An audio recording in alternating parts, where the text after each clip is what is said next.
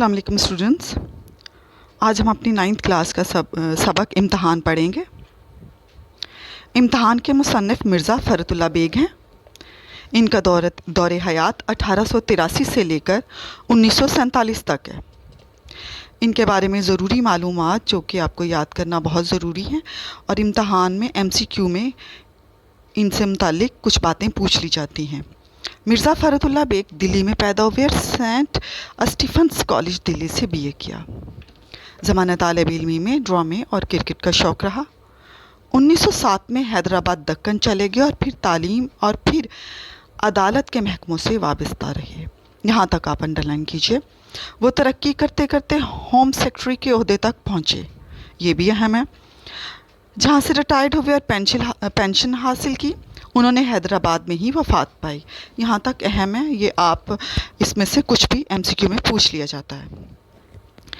अब आखिर में आप जो इनके लिए याद रखने वाली बात है, आलम नशरा के कलमी नाम से लिखते थे, लेकिन बाबाए उर्दू डॉक्टर मौलवी अब्दुल हक और अज़मतुल्लाह ख़ान ने इनकी हिम्मत बढ़ाई और वो अपने असली नाम से लिखना शुरू हो गए। नज़ीर अहमद की कहानी, फूल वालों की सैर और दिल्ली का एक यादगार मुशायरा इनके यादगार मज़ामीन हैं। इनके मज़ामीन में मज़ामीन फ़रहत के नाम से शाया हुए। जितने भी इनके मज़ामीन थे वो मज़ामीन फ़रहत के नाम से शाया हुए। कादरुल कलाम शायर भी थे। ये अहम बातें हैं इनके बारे में याद करने के लिए, सो इन्हीं बातों को आपने याद रखना है। आगे हम इनके सबक की तरफ आते हैं। इनका सबक इम्तहान सिन्फ के लिहाज से एक मज़मून है और मुसन्निफ़ ने बड़े ख़ूबसूरत अंदाज में अपने कुछ ऐसे हालात लिखे हैं और जब हम ये सबक पढ़ेंगे तो हमें पता चलेगा कि हमारे आसपास गिरदोनवा में ऐसे बहुत से हज़रात हमें मिलते हैं जो इम्तहान इसी तरह से देते हैं। जी, सबक स्टार्ट करते हैं। ना हुई घर मेरे पर्चों से तसल्ली ना सही, इम्तहान और भी बाकी हैं तो ये भी ना सही। लोग इम्तहान के नाम से घबराते हैं मगर मुझे उनके घबराने पर हंसी आती है। आखिर इम्तहान ऐसा क्या है? दो ही सूरतें हैं, फेल या पास। इस साल कामयाब ना हुए, आइंदा साल सही, आइंदा साल आने वाले साल। मैं अपने दोस्तों और हम जमातों को देखता हूँ, जूं जूं इम्तहान के दिन करीब आते हैं, इनके हवास, इनका दिमाग मुख्तल और इनकी सूरत इतनी सी निकल आती है। जूं जूं जैसे जैसे हवास, सोच समझ, दिमाग मुख्तल, दिमाग का परेशान हो जाना, गड़बड़ा जाना, बिगड़ जाना, सूरत इतनी सी निकल आना, कमज़ोर हो जाना। बंदे पर इम्तहान का रत्ती बराबर असर पहले था ना अब भी इनके ख़त्म हो जाने का अफसोस है। उम्मीदवारों का मजमा, नई नई सूरतें, अजीब अजीब ख़यालात, ये ऐसी चीज़ें हैं जिनसे कभी दिल सैर नहीं होता।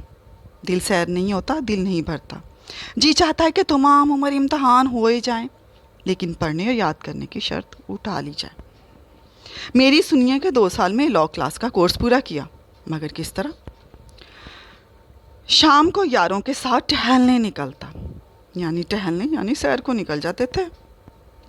वापसी के वक्त लॉ क्लास में भी झांक आते, यानी इखलाकन इतना करते थे कि वापसी पे लॉ क्लास में झलक दिखा के वापस आ जाते थे। मुंशी साहब दोस्त थे और लेक्चरार साहब पढ़ाने में मुस्तगरिक। जो मुंशी साहब थे स्कूल के, वो उनके दोस्त थे, और जो उस्ताद मोहतरम थे वो तो मुस्तगरिक रहते थे, यानी पढ़ाने में बहुत मसरूफ़ रहते थे। हाज़री की तकमील में कुछ दुश्वारी नहीं, कुछ मुश्किल ना हुई। अब आप ही बताइए, लॉ क्लास में शरीक होने से मेरे किस मशगले में फ़र्क आ सकता है? वालिद साहब किबला खुश थे कि बेटी को कानून का शौक़ हो चला है। किसी ज़माने में बड़े बड़े वकीलों के कान कुतरेगा, नीचा दिखाएगा, उनको हराएगा और ख़ुद आप आगे बढ़ जाएगा।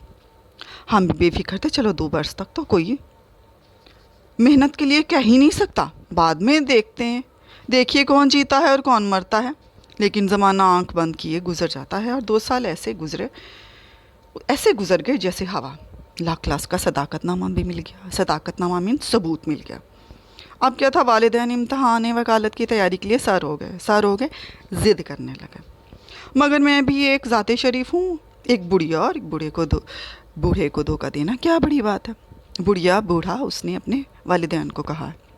मैंने तकाज़ा किया अलहदा कमरा मिल जाए, तकाज़ा मुतालबा, अलहदा कमरा मिल जाए तो मेहनत करूं, बाल बच्चों की गड़बड़ में मुझसे कुछ नहीं हो सकता। बाल बच्चों की गड़बड़, बाल बच्चों का शोर हंगामा चंद रोज़ इसी हीले से टाल दिए, हीले से बहाने से। लेकिन ताब के कब तक। बड़ी बी ने अपने सोने का कमरा खाली कर दिया। अब मैं दूसरी चाल चला। जी, अब क्या हुआ कि वालिदा मुहतरमा ने अपना सोने का कमरा खाली कर दिया। अब मुसन्निफ बेचारे एक दूसरी चाल चले। क्या चाल चली इन्होंने। दरवाजे में शीशे थे, इन पर कागज़ चिपका दिया। लैंप रोशन करके आराम से 7 बजे सो जाता और सुबह 9 बजे उठता। अगर किसी ने आवाज़ दी और आंख खुल गई तो डांट दिए कि खामखा मेरी पढ़ाई में खलल डाला जाता है, दखल अंदाजी की जाती है। और अगर आंख ना खुली तो सुबह को सोने का इल्ज़ाम लगाया गया तो कह दिया कि पढ़ते। अगर आंख ना खुली और सुबह को सोने का इल्ज़ाम लगाया गया तो कह दिया कि मैं पढ़ते वक्त कभी जवाब ना दूंगा, आइंदा कोई मुझे दिक ना करे, तंग ना करे, परेशान ना करे। बाज़ वक्त ऐसा हुआ कि लैंप भड़क कर चिमनी स्याह हो गई और मेरी ज़्यादा महवियत और मेहनत का नतीजा समझी गई। महवियत बहुत तवज्जो के साथ कोई काम करना, महव हो जाना, बहुत ज़्यादा मसरूफ़ हो जाना, बहुत ज़्यादा तवज्जो देना। बाज़ वक्त वालिद वालदा कहते थे कि इतनी मेहनत ना किया करो, लेकिन मैं ज़माने की तरक्की का नक्शा खींच कर इनका दिल खुश कर देता। खुदा करके ये मुश्किल भी आसान हो गई और इम्तहान का ज़माना करीब आया। मैंने घर में बहुत कहा कि अभी मैं इम्तहान के लिए जैसा चाहिए वैसा तैयार नहीं हूँ, लेकिन मेरी मुसलसल हाज़िरी, ला क्लास और शबाना रोज़ की मेहनत इनके दिलों पर सिक्का बैठा रखा था, रोब बैठा रखा था। ये कब मानने वाले थे। फिर भी एहतियातन अपने बचाव के लिए इनसे कह दिया कि अगर मैं फ़ेल हो जाऊं तो इसकी ज़िम्मेदारी मुझ पर ना होगी, क्योंकि मैं अपने आप को अभी इम्तहान के काबिल नहीं पाता। लेकिन वालिद साहब मुस्कुरा कर बोले, इम्तहान से क्यों डरे जाते हो, जब मेहनत की है तो शरीक भी हो जाओ, कामयाबी और नाकामी खुदा के हाथ में। जी, यहाँ पे मुसन्निफ बहुत ज़्यादा बहाने बना रहे हैं, इम्तहान में हिस्सा नहीं लेना चाह रहे, लेकिन वालिदैन जो वो समझते हैं कि हमारे बच्चे ने बहुत मेहनत की है, लिहाजा इम्तहान ज़रूर देना चाहिए। खैर, मजबूरी क्या होता है। मैंने भी तकदीर और तदबीर पर एक छोटा सा लेक्चर देकर साबित कर दिया कि तदबीर कोई चीज़ नहीं, तकदीर से दुनिया के तमाम काम चलते हैं। किस्सा मुख्तसर, दरख्वास्त से शिरकत दी गई और मंजूर हो गई, और एक दिन वो आया कि हम हाल टिकट लिए हुए मकाम इम्तहान पर पहुंच गए, यानी कमरे इम्तहान पर वो पहुंच जाते हैं। वो याद नहीं था, लेकिन 2 वजह से कामयाबी की उम्मीद थी। अव्वल तो इम्दादी गायबी, दूसरे पर्चों की उलट फेर। और मुसन्नफ़ को 2 चीज़ों की उम्मीद थी, क्योंकि पढ़ा तो उन्होंने था नहीं, लिहाजा 2 चीज़ों पे उम्मीद थी। कौन सी 2 चीज़ें, इमदादी गायबी और पर्चों का उलट फेर। ये क्या है, आगे देखिए इसके बारे में। जी, शायद वो हजरात जो इम्तहान में कभी शरीक हुए हों इस मज़मून को ना समझ सके, शरीक नहीं हुए वो इस मज़मून को नहीं समझ सकते, इसलिए ज़रा वजाहत से अर्ज़ करता हूँ। इमदाद गायबी से मुराद उम्मीदवाराना इम्तहान की इस्तिलाह में वो मदद है जो एक को दूसरे से या किसी नेक ज़ात निगरानिकार से या इंदल मौका किताब से पहुँच जाती हैं। इंदल मौका बिल्कुल मौके पर नकल जो पहुँचाई जाती है, इमदादी गायबी वो कहलाती है। पर्चों के उलट फेर गो बाज़ाहिर मुश्किल मालूम होता है, मगर तकदीर सब कुछ आसान कर देती है। जी, पर्चों का उलट फेर यानी किसी अच्छे बच्चे के पेपर किसी नालायक बच्चे के साथ बदल दिए जाते हैं। ये पहले कभी होता था, लेकिन अब ये पॉसिबल नहीं है। बास शरीफ कम हैसियत मुलाजिम ऐसे भी निकल आते हैं जो बाउमीद इनाम यानी पैसों के लालच में پرچہ بدل دیتے ہیں۔ یہ ضرور رہے گا کہ اس سے ایک محنت کرنے والے کو نقصان پہنچ جاتا ہے، لیکن تدبیر و تقدیر کا مسئلہ جیسے اس کارروائی میں حل ہوتا ہے، دوسری کسی صورت میں حل نہیں ہوتا۔ اس کے علاوہ اور بھی صورتیں ہیں، لیکن وہ بہت کم پیش آتی ہیں، اس لیے ان پر بھروسہ کرنا نادانی نہ سمجھی۔ خیر، آمدم پر سرے مطلب کی بات کی طرف آتے ہیں۔ 9:45 بجے گھنٹی بجی اور ہم بسم اللہ کہہ کر امتحان کے کمرے میں داخل ہوئے۔ ایک بہت ہی خلیق اور ہنسمکھ نگران کار تھے۔ خلیق اچھے اخلاق والے، ہنسمکھ بہت خوش مزاج۔ مجھے جگہ نہیں ملتی تھی، میں نے ان سے کہا، وہ میرے ساتھ ہو لیے جگہ بتائی اور بڑی دیر تک ہنس کر باتیں کرتے رہے۔ میں سمجھا چلو بیڑا پار۔ اتنے میں مصنف راضی ہو جاتا ہے کہ بہت جو ہے ہنسمکھ اور خلیق نگران ہیں، چلو بیڑا پار، چلو کامیاب ہو ہی جائیں گے۔ اللہ دے اور بندہ لے۔ ٹھیک 10 بجے پرچہ تقسیم ہوا، میں نے پرچہ لیا، سرسری نظر ڈالی، سرسری اچٹی نظر، ایسے سطحی نظر ڈالی، توجہ سے نہیں دیکھا اس کو، اور میز پر رکھ دیا۔ لیکن یہ ضرور کہوں گا کہ پرچہ پڑھنے کے بعد جیسا میرے چہرے پر اطمینان تھا، شاید ہی کسی کے چہرے پر ہوگا۔ خود تو اس پرچے کے متعلق اندازہ نہ کر سکا، لیکن نگران کار صاحب کو یہ کہتے ضرور سنا کہ پرچہ مشکل ہے۔ میں کئی مرتبہ اول سے آخر تک اس کو پڑھ گیا، لیکن یہ نامعلوم ہوا کہ کس مضمون کا ہے۔ جوابات کی کاپی دیکھی، اس کی آخر کی ہدایتیں پڑھی، صفحہ اول کی خانہ پوری کی اور کھڑا ہو گیا۔ گارڈ صاحب فوراً ہی آئے۔ میں نے ان سے کہا، جناب یہ پرچہ کس مضمون کا ہے؟ وہ مسکرائے، زبان سے کچھ نہ بولے مگر پرچے کے عنوان پر انگلی رکھ دی۔ اس وقت مجھے معلوم ہوا اصول قانون کا پرچہ ہے۔ دل کھل گیا، بہت خوش ہونا۔ میں نے بھی قلم اٹھا کر لکھنا شروع کر دیا، کیونکہ اصول کے لیے کسی کتاب کے پڑھنے کی ضرورت تو ہے ہی نہیں۔ اس مضمون پر ہر شخص کو رائے دینے کا حق ہے، رائے مشورہ۔ ایک مقنن اصول قائم کرتا ہے مقنن قانون بنانے والا، دوسرا اس کو توڑ دیتا ہے۔ کیا وجہ ہے کہ ہم اپنی رائے کو کسی دوسرے کی تجویز کا پابند کریں؟ تجویز رائے کو ہی کہتے ہیں۔ میں نے اپنے برابر والے سے پوچھنے کی کوشش کی، کچھ ادھر ادھر نگاہ بھی دوڑائی، مگر گارڈ صاحب میری حالت کو کچھ ایسا تاڑ گئے تھے، سمجھ گئے تھے کہ ہر وقت بلائی ناگہانی کی طرح سر پر ہی کھڑے رہتے۔ بلائی ناگہانی، اچانک آنے والی مصیبت۔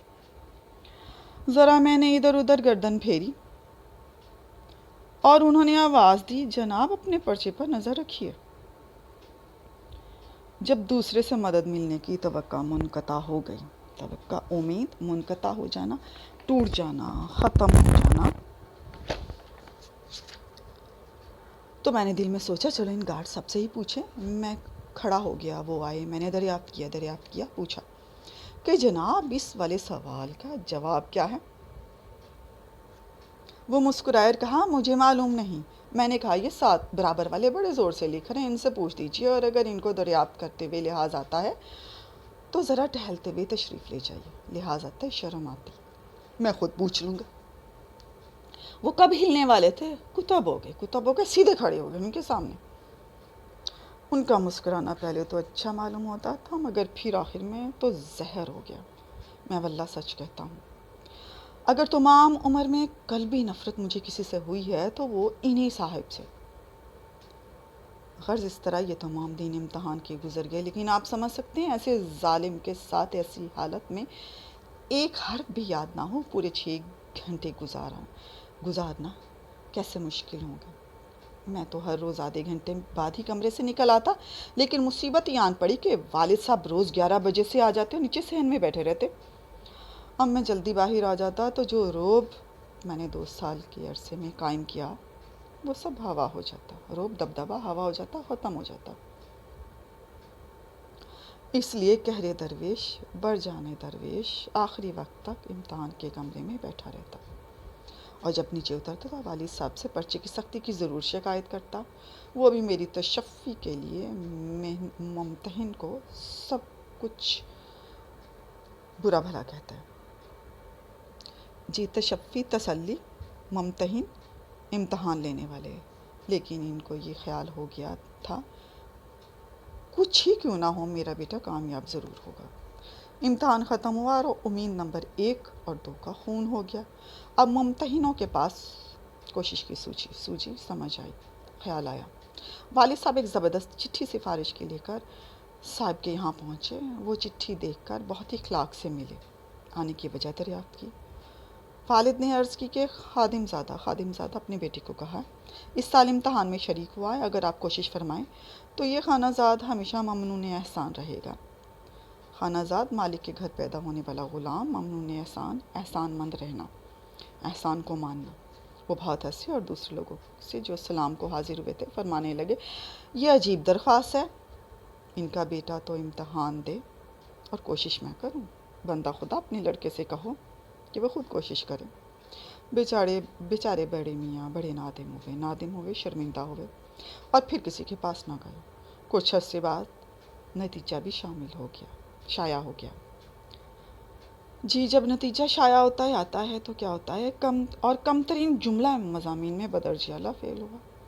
کم ترین خود کو کہا یعنی خاکسار ناچیز، بدرجہ اعلیٰ درجے پر فیل ہوا جناب، اعلیٰ درجے۔